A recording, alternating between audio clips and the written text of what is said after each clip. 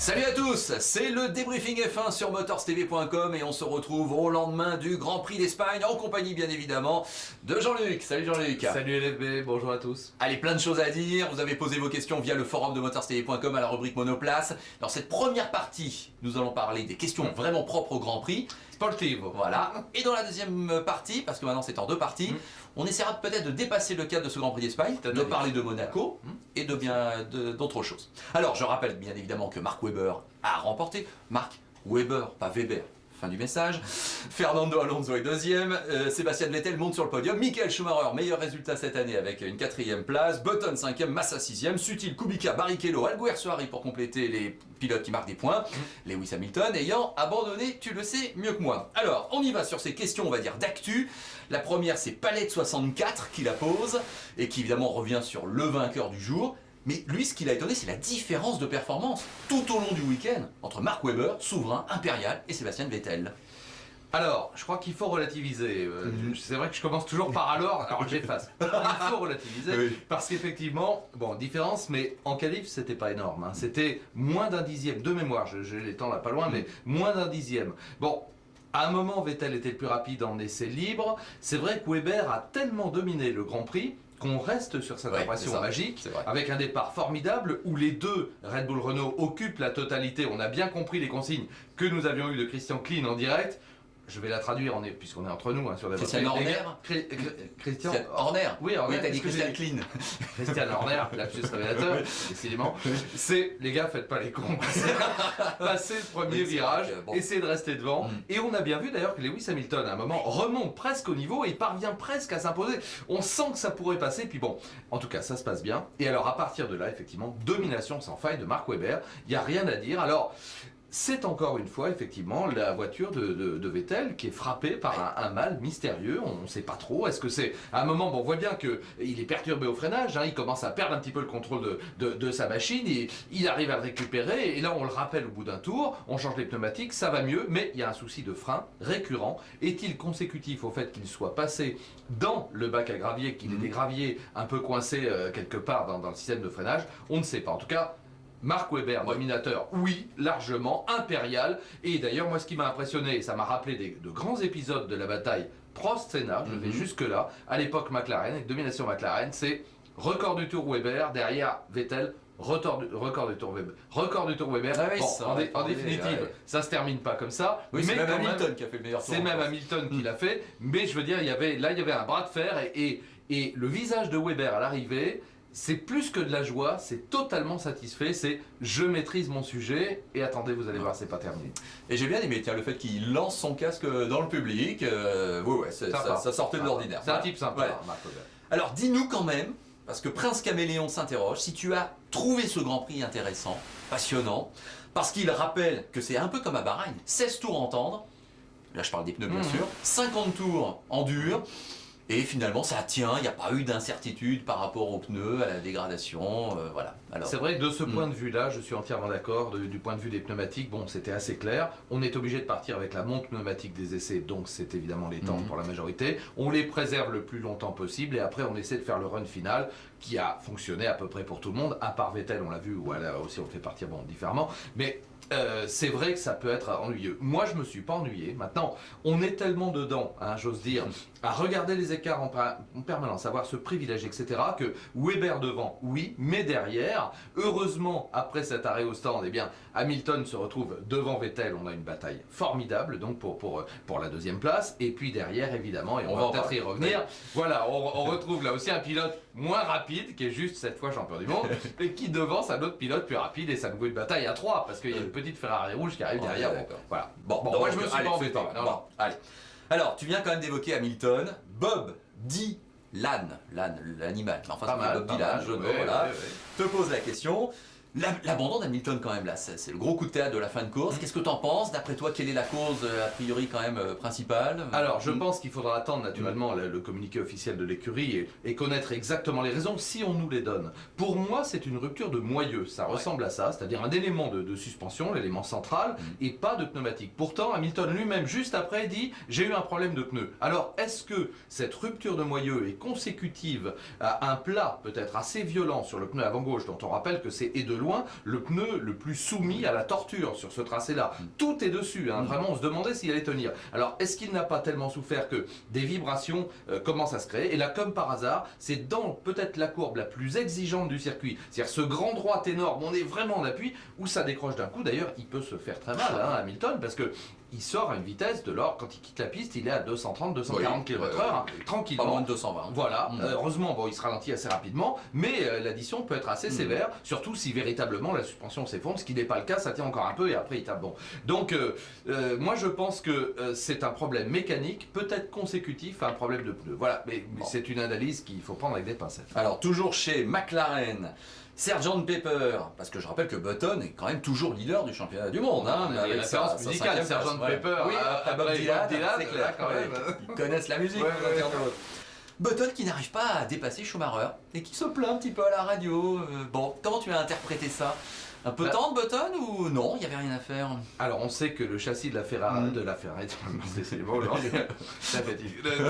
Mercedes a été modifié. On a rallongé l'empattement en jouant non pas sur la coque d'ailleurs, mais sur les éléments de suspension, parce que refaire une coque ça suppose crash test et tout, donc on a joué sur les triangles, etc.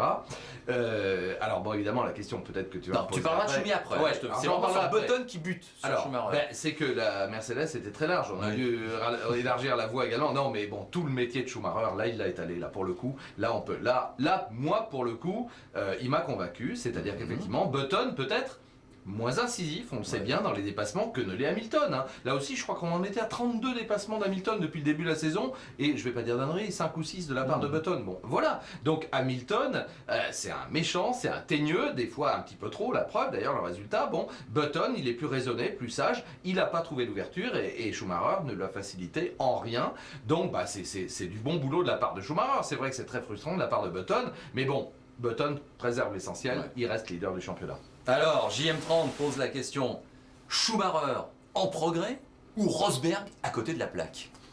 Les deux, mon général. Ouais. C'est-à-dire qu'effectivement, le nouveau châssis dont on vient de parler, c'est-à-dire cet empattement plus long, va dans le sens inéluctablement d'une voiture et de l'équilibre de la Mercedes qu'attendait Schumacher, et peut-être indéniablement, à condition qu'ils aient exactement les mêmes réglages, alors là on n'a pas trop communiqué chez Mercedes là-dessus, va à l'encontre, semble-t-il, de ce qu'apprécie et de ce que souhaite Rosberg. Donc bah, on assiste à une petite passation de pouvoir, c'est-à-dire que pour la première fois déjà en qualification, eh bien Schumacher précède Rosberg d'un gros dixième, c'est pas énorme, mais c'est lui qui est devant. Et puis alors après en course, alors là c'est de Caraïbes dans ce là, ça part très mal. Déjà le pauvre Rosberg il se retrouve dans le gazon au début, après sa voiture fonctionne très mal, etc. Bref, il est nulle part, et là c'est une galère absolument permanente. Là où Schumacher exploite au mieux les capacités de la Mercedes, mais il termine quand même à plus d'une minute du vainqueur. L'addition est très lourde, je pense que là, on va parler d'Alonso sûrement après, il n'y avait pas moyen de faire mieux avec le matériel dont il dispose. Oui, un Schumacher au pied du podium, certes à plus d'une minute, au pied du podium. J'avais dit qu'il fallait 5 grands prix. Bon, on va attendre encore Monaco pour comprendre un petit peu mieux. Et il ne faudrait pas, si tel est le cas, que en tout cas les évolutions sur la Mercedes aient été dans le sens de Schumacher au détriment de Rosberg, qui était bien dommage. Voilà. Il était quand même deuxième du championnat avant ce Grand Prix. Oui, parce qu'on n'échappera pas à l'interrogation. On fait plaisir à Schumacher, on sacrifie Rosberg? Non, quand même pas. Je crois que c'est pas le mot. Je crois que c'est pas le mot. Je crois que là, on a pour Schumacher fait évoluer la voiture dans le sens qu'il souhaitait, parce qu'il y a un élément au-delà, et là évidemment on n'a pas d'informations, hein, les écuries n'en donnent pas, au-delà de l'empattement de la voiture, il y a le positionnement de la masse, du lest. Et là, je crois qu'on a joué également là-dessus, c'est-à-dire que cet allongement de l'empattement a permis d'avoir plus de lest sur l'avant. Alors est-ce que là aussi on a commis une erreur pour Rosberg en termes de lest, au-delà de l'empattement? C'est vrai que tout ça est tellement technique, puis après, là, c'est vraiment de la subjectivité du pilote. Il y a un pilote qui aime, on le sait pour Schumacher, le train avant planté. Et donc l'arrière qui a un peu tendance à pivoter autour de cet axe central, c'est un peu difficile. Enfin, tous ceux, et vous êtes sûrement nombreux à piloter ou pour le plaisir ou en karting, comprennent ce que je veux dire.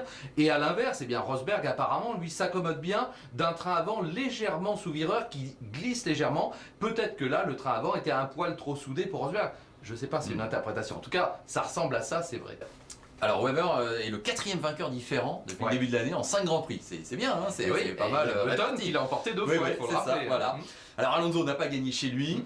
Mais d'abord, j'adore l'ambiance à Barcelone. C'est vrai que ça fait vraiment plaisir de voir un peuple, un pays qui soutient son champion. Là, ça vient d'abord, pourquoi. Ça c'est vraiment fabuleux, les tribunes, même si elles n'étaient pas totalement remplies. Alors pourtant, les chiffres communiqués sont exceptionnels. 98 000, oui, et 226 000 sur l'ensemble du week-end.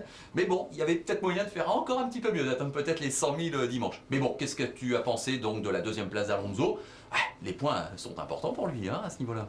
Génial, super boulot, comme d'habitude de la part d'Alonso, le double champion du monde avec Renault évidemment, faut-il le rappeler, puis ça commence à dater un peu, 2005-2006, mais il n'a pas non seulement perdu ses ambitions, bien au contraire, je crois que logiquement, en performance pure, on l'a bien vu, les Red Bull étaient devant et même la McLaren d'Hamilton. Là, avec donc une Ferrari un petit peu en dedans, il exploite la machine formidablement, il ne commet aucune erreur, il ne lâche rien, il est servi par l'incident d'Hamilton, il termine deuxième, c'est absolument génial. Alors évidemment, il a été un peu essolé, on l'a pas beaucoup vu parce qu'il n'était pas au baston, comme on dit, il y avait de telles bagarres devant lui et derrière lui qu'on regardait plus de chaque côté. C'est vrai que la course peut-être d'Alonso était, de son point de vue à lui, pas ennuyeuse, mais enfin un petit peu monotone, mais en tout cas, c'est ça un grand champion. Là, il prend les 18 points de la deuxième au classement. Les 20 points de la deuxième place, c'est carrément fabuleux. 67 points, il n'est qu'à 3 points de Button, attention, il est là.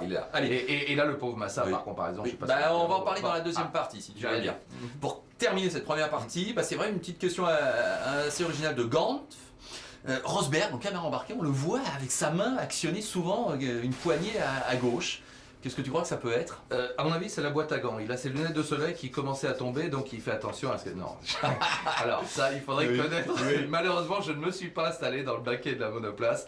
Il y a deux solutions. La plus vraisemblable, c'est le réglage de l'incidence de l'aileron avant. Donc on sait que les pilotes ont le droit donc de régler cette... Et là, il y a une telle ligne droite que effectivement, très probablement, il essaie d'effacer un petit peu l'aileron avant pour perdre de l'appui, naturellement, et gagner de la vitesse de pointe dans la ligne droite et essayer de jouer là-dessus. Et puis à l'inverse, il en récupère un petit peu pour retrouver du train avant dans la partie sinueuse. Bon, la deuxième, on sait que les pilotes jouent énormément quand ils le peuvent sur la répartition de freinage entre l'avant et l'arrière. Là aussi, ils doivent composer également avec une dégradation des pneumatiques en course. Donc à un moment, si on perd un petit peu les pneus avant, par exemple, là du coup, on remet du freinage sur l'arrière et inversement, si on retrouve... Enfin bon, faut exactement être pile au moment, et là aussi c'est au feeling du pilote, de quelle manière aime-t-il sa voiture quand on rentre sur les freins dans une courbe, avec l'arrière qui a tendance un peu à glisser, ou au contraire surtout pas l'avant. Bon voilà, donc à mon avis c'est plutôt l'incidence de l'aileron avant, voilà.